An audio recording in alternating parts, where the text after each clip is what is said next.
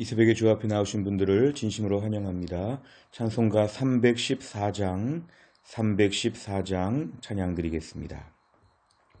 314장입니다. 내 구주 예수를 더욱 사랑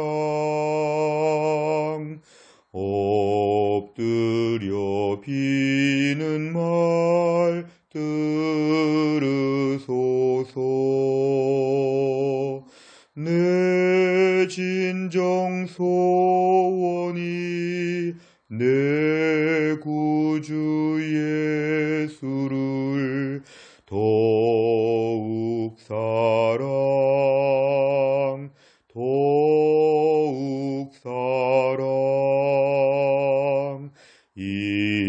이전엔 세상 나 기뻤어도 지금 내 기쁨은 오직 예수. 다만 내 비는 말 내 구주 예수를 더욱 사랑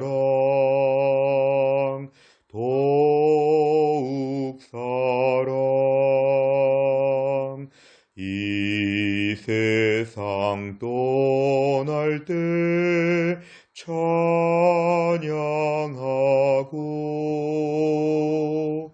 숨질 때 하는 말 이것일세.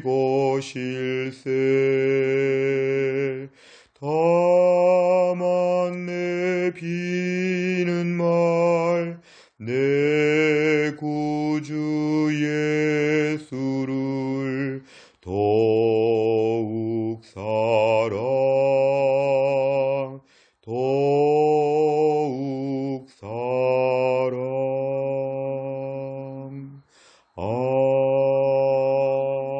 아멘. 하나님 말씀은 고린도전서 7장입니다. 고린도전서 7장 25절입니다.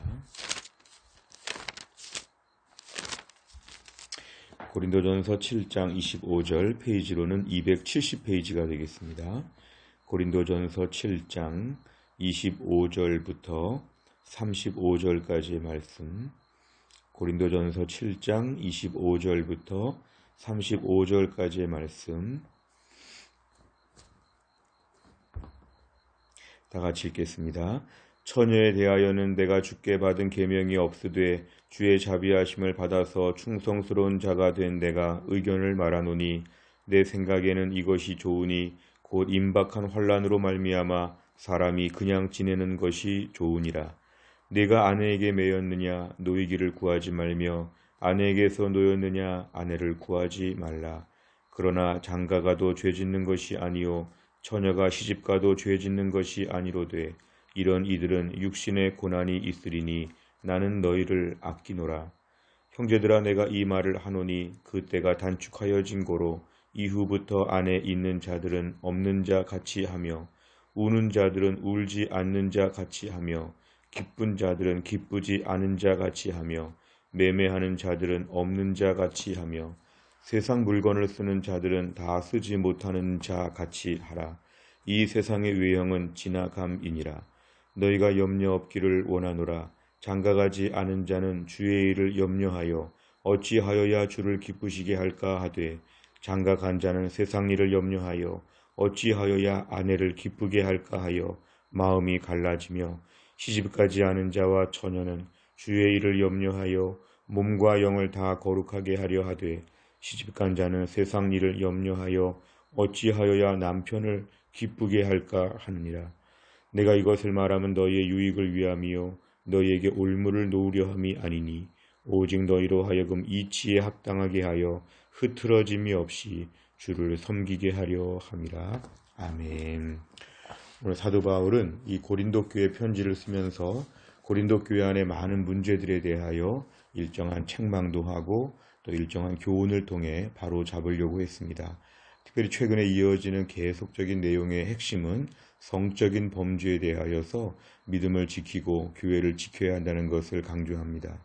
그러면서 오늘 계속 이어지는 말씀 중에 25절에 보니까 처녀, 아직 결혼하지 않은 여자에 대해서 사도 바울이 일정한 지침을 줍니다. 26절에 보니까 임박한 환난, 결국은 앞으로 주님 오실 날이 가깝고 또 세상에 어려운 일이 많이 있다는 걸 생각할 때에 그냥 지내는 것이 옳다는 것은 처녀 상태로 결혼하지 않은 상태로 그냥 지내는 것이 좋다고 하는 이런 독신에 대한 이야기를 오늘 권면하고 있습니다. 그러면서 그 핵심적인 내용은 27절에 보니까 결혼하게 될 경우에 아내하고 남편에게 서로 매이게 된다는 것들을 이야기합니다. 오늘 27절에 보니까 아내에게 매였느냐 노이기를 구하지 말며 아내에게 노였느냐 아내를 구하지 말라.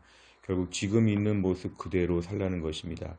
결혼한 사람은 결혼한 상태로 그냥 살고 결혼하지 않은 사람은 결혼하지 않은 상태로 그냥 사는 것도 좋은데 28절에 보면은 이러한 어떤 결혼에 대한 것이 죄 짓는 것은 아니라는 이야기를 합니다. 단지 오늘 본문의 뉘앙스를 보면 믿음으로 더 잘 살기 위해서 주님께 집중하기 위해서는 우리에게 이러한 것도 좋다. 이렇게 추가적인 권면 차원에서 옵션으로 얘기하고 있다는 것을 보게 됩니다.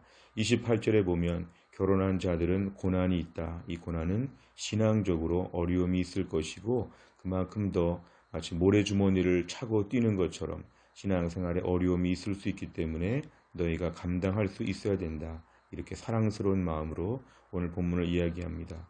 29절에 보니까 안에 있는 자들, 이제 결혼한 자들을 얘기하는데요. 결혼한 사람들은 아내가 없는 자같이 그러니까 결국 아내에게 매이지 말라는 것입니다. 매이지 말라는 것은 뭐냐 하면 아내보다 주님을 더 기쁘시게 해야 된다는 것입니다.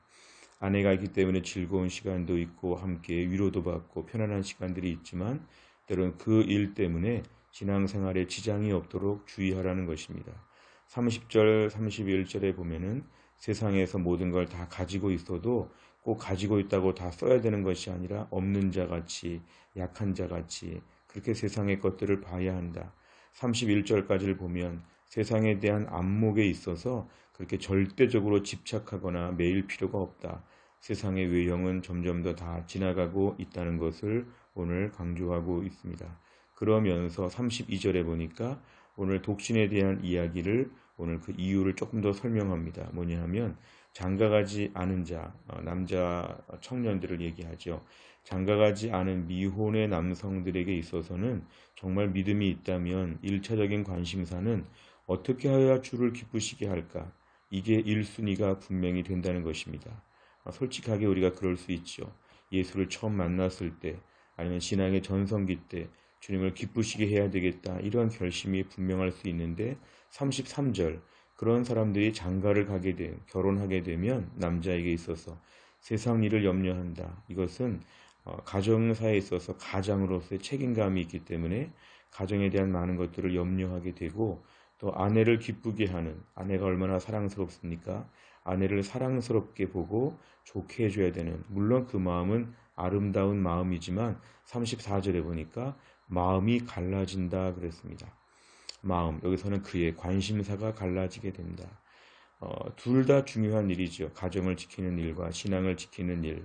근데 하나님이 요구하시는 것은 둘이 공평하게 평등하게 놓여 있지 않다는 것입니다. 주를 기쁘시게 하는 것이 먼저인데 주를 기쁘시게 하면서 하나님께 주시는 은혜로 가정을 섬겨야 될 텐데 우선순위가 바뀌게 돼서 하나님에 대한 관심보다는 아내, 가정, 세상 일에 마음이 모아진다는 것입니다. 그래서 그 다음 34절 중간에 보니까 시집가지 않은 자, 여자의 경우를 얘기하는데 역시 마찬가지죠. 남편을 기쁘게 해야 되고 살림살이를 해야 되고 이런 일에 몰두하다 보면 하나님께 집중하기가 어렵다. 하나님께 온전히 신앙생활하기가 어렵다. 결국 이런 것을 통해 오늘 본문의 말씀은 신앙생활을 지키는 것이 더 중요하다. 여기에 마음이 흐트러지지 않고 갈라지지 않게 해야 된다. 오늘 35절 끝에 보니까 흐트러짐이 없이 주를 섬겨야 된다는 것입니다. 하나님을 섬기는 것과 가정을 섬기는 것을 대립적으로 보는 것이 아닙니다. 우선순위에 있어서 다 좋은 일이지만 흐트러짐은 뭐냐면 무질서하다는 거죠. 하나님 앞에서 더 마음을 드리고 그 다음으로 가정을 섬기는 것이 옳은데 좀처럼 우리 연약한 육신은 이게 잘 안 된다는 것이죠. 그러니까 독신으로 사는 것도 괜찮다. 결혼한 자는 죄 짓는 것은 아니지만 누구를 더 소중히 여기는가 삶으로 보여주라. 오늘 이것입니다. 35절 상반절에 보면은 이런 것들을 통해 고린도 교회 성도들에게 올무를 놓으려는 것, 뭔가 괴롭히고 함정을 놓고 까다롭게 시비를 거는 것이 아니라 너희의 유익이라는 건 영적인 유익을 위해서 권면한다. 사도 바울의 따뜻한 그 마음, 이 마음을 오늘 본문에서 마지막으로 설명하고 마무리하고 있습니다. 내용 관찰을 보시면 첫째, 처녀의 결혼에 대한 바울의 의견은 무엇입니까? 25절과 26절에 보면은 무엇보다 그냥 지내는 것이 좋다는 것은 그냥 결혼하지 않은 미혼 여성의 상태에서 신앙생활 잘하는 것도 좋다. 이렇게 얘기하고 있습니다. 바울은 결혼한 자들이 어떤 염려를 한다고 말합니까? 두 번째 문제를 보시면 33, 34절에 일단은 세상 일을 염려합니다. 우선 경제적인 부분과 또 나중에 자녀가 태어날 때 자녀에 대한 부분과 가정사에 얽힌 많은 문제들이 우리에게 또 새로운 기쁨도 되지만 이것이 근심과 염려거리가 되고 더군다나 배우자가 서로 요구할 때에 배우자를 만족시키려고 하다 보면은 마음이 갈라질 수 있다는 것이죠. 그래서 결혼하게 될 때에 결혼의 축복이 있지만 신앙생활에 있어서 한층 더 주의가 필요하다는 것을 오늘 미리 경고하고 있습니다. 세 번째로 보면 바울이 결혼에 관한 가르침을 주면서 주를 기쁘시게 하는 것에 대해 강조하는 이유는 무엇입니까? 결국 결혼에 대한 이야기는 배우자에 대해서 의무를 감당하고 또 가정을 지키는 것인데 주를 기쁘시게 하는 것을 여기에서 지금 단서조항으로 달고 있다는 것은 가정에서도 결혼 생활에서도 주를 기쁘시게 하는 것이 최우선순위에 있어야 된다는 것이죠. 프라이오리티가 분명해야 된다는 것입니다. 나는 가정이 소중하지만 주님이 더 소중하고 나는 남편과 아내를 향해 섬기는 마음이 있지만 하나님을 더 생각한다고 하는 이러한 것이 중요한데 오늘 본문에 강조하는 걸 보면 어렵다는 것입니다. 우리의 신앙생활하면서 가정은 신앙생활을 더 잘할 수 있는 안전장치, 울타리가 되는 게 더 중요합니다. 결혼을 통해서 신앙생활을 실제로 더 잘하는 분들이 있고 결혼을 통해서 신앙생활을 못하는 분들이 있습니다. 오늘날 제일 중요한 것은 결혼, 가정이 신앙의 울타리가 될 수 있어야 된다. 주를 기쁘시게 하는 것에 대한 관심이 흐려지면 안 된다.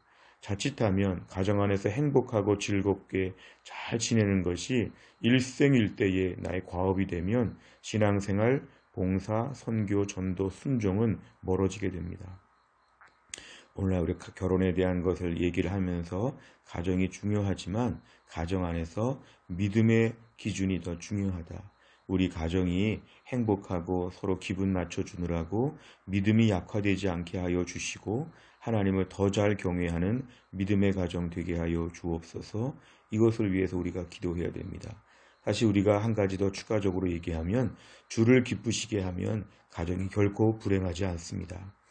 하나님과 배우자를 경쟁관계에 놓지 아니하고 확실하게 주를 더 잘 섬기게 되면 가정이 더 행복해지는 것이 오히려 진리입니다.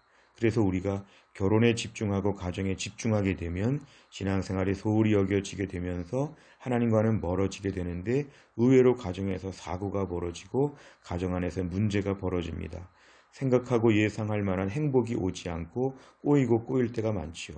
그러나 주를 기쁘시게 하게 되면 가정의 질서가 가지런히 자리를 잡게 되면서 오히려 주님도 잘 섬기고 믿음도 지키고 가정도 더 행복해지는 이러한 논리가 이어지는 것이 성경의 가르침입니다.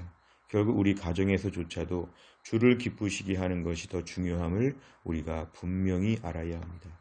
네 번째를 보면 세상 일보다 주님을 기쁘시게 할 것을 염려하라고 권하는 바울을 보며 무엇을 느낍니까? 이 네 번째 문제는 늘 우리 자신을 돌아보는 것인데요. 주님을 기쁘시게 하지 아니하고 가정의 일, 세상의 일, 코로나 시기에 우리가 앞으로 어떻게 될 것인가, 또 나라와 민족이 어떻게 될 것인가, 자꾸 이런 쪽에 마음을 더 쏟는다면 이건 문제가 있고 우리 자신을 반성해야 됩니다. 때론 나라와 민족과 코로나 어려운 상황 가운데서 여기에 대한 염려와 근심, 사실 이것보다 더 마음이 안타까운 것은 나는 왜 주님을 기쁘시게 못하는가? 나는 왜 주님 앞에 최고로 마음을 드리지 못하는가? 나는 왜 최우선순위를 주님께 집중하지 못하고 이렇게 세상 일에 더 마음을 빼앗기는가? 내가 참 잘못됐다. 이렇게 나 자신에 대한 깊은 반성을 하는 것이 더 중요합니다. 요즘 같은 때에 나라와 민족도 어렵지만 실제로 내 마음의 신앙생활의 우선순위가 빼앗기고 내가 무질서하게 일상의 삶과 믿음의 삶을 사는 것이 더 가슴 아픈 일입니다. 사실 남들의 그런 문제, 남들의 티보다 내 눈에 들보를 보는 게 더 중요하지요. 내 안에 심각한 문제는 과연 나는 주님을 기쁘시게 하고 있는가? 주님을 기쁘시게 하지 못하면서 세상이 좋아지기를 바라지 않는가? 가정이 좋아지기를 바라지 않는가? 우리 자신을 돌아보고 나 자신이 이 부분에서 철저하게 하나님께 마음을 쏟도록 아침에 기도해야 되겠습니다. 마지막 5번째는 나는 지금 무슨 일로 염려하고 있습니까? 나의 만족과 기쁨이 아닌 하나님을 기쁘시게 하는 일에 집중하기 위해 결단해야 할 것은 무엇입니까? 우리가 지금 마음 상태를 한번 돌아보는 것입니다. 내가 오늘도 과연 우리 가정이 행복하고 나라와 민족이 번영하는 것, 내 삶이 안정되고 코로나가 종식되는 것, 우리가 이러한 일에 있어서 최우선순위가 되는 것은 잘못됐습니다. 오늘도 우리가 주님과의 관계가 깊어지고 하나님을 기쁘시게 하는 삶에 최우선순위가 집중되도록 아침에 우리가 함께 기도해야 되겠습니다. 오늘도 어찌하여야 내가 주를 기쁘시게 할까? 어찌하여야 주를 기쁘시게 할까? 여기에 대하여 내 마음이 집중될 수 있도록 기도하게 되면 그것으로 우리 하나님이 기뻐하시고 실제로 우리의 삶도 질서 정연하게 안정을 찾을 수가 있을 것입니다. 이럴 때는 우리 자신의 심령을 먼저 이렇게 지키는 것이 회복합니다. 코로나 시기에 내 마음의 중심이 하나님께 온전히 향하고 오늘도 믿음의 사람으로 온전히 하나님만 더 집중할 수 있는 귀한 믿음의 하루가 될 수 있기를 간절히 바랍니다. 기도하겠습니다. 아버지 하나님 감사합니다. 오늘도 이 아침에 우리를 깨워주시고 주 앞에 나와 기도하게 하신 하나님 아버지, 오늘도 기도하는 제목은 내가 주를 기쁘시게 하는 것보다는 배우자를 위해, 가정을 위해, 세상 일을 위하여 어려운 시기에 우리들의 마음이 갈라지고 흐트러진 것이 얼마나 많았는지 회개합니다. 이럴 때 그냥 하나님 견디고 살아남는 것, 생존에 대한 욕구만 내가 지키려고 했지, 주를 기쁘시게 하는 창의적이고 풍성하고 열정적인 태도를 온전히 갖지 못했던 저를, 우리 모두를 용서하여 주시기를 원합니다.